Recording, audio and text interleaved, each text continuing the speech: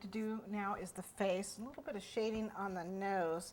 A little bit of right down the sides of the nose. Makes it look thinner. And I want silver on the lips. I may paint this silver because I want a really bright silver on the lips. It's looking pretty good though.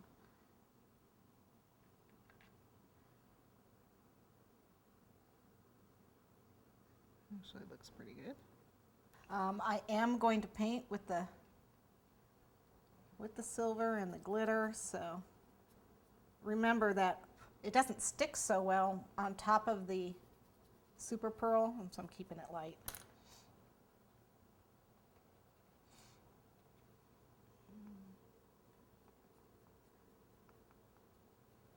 I want the porcelain look, but I also want to make sure that, there we go. This is the holographic silver. What I want to do is get it around the eyes, and I need my vodka.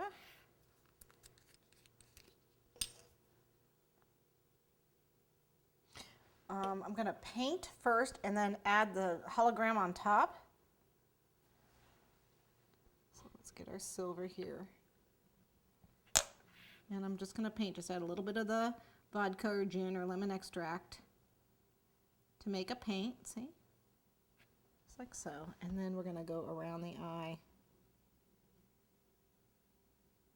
And I've just got a small brush here.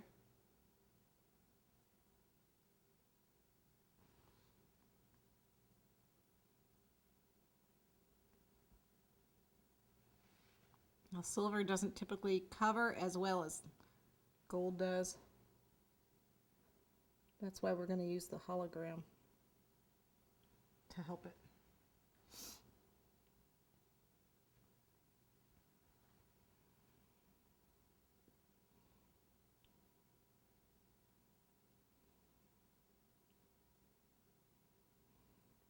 And all I'm doing is painting a little swirl, obviously. Here's a swirl. And I'm going to paint this to come down.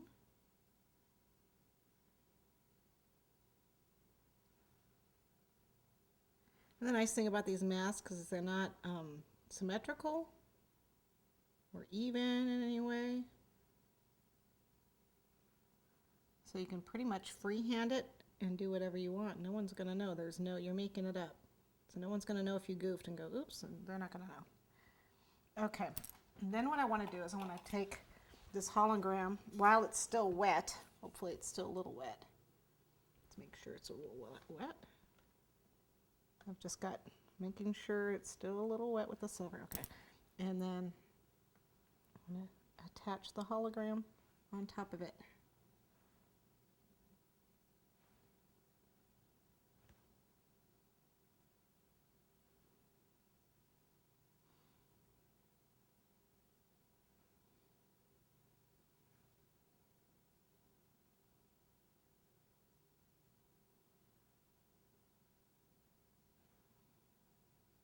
Resist the urge to blow it.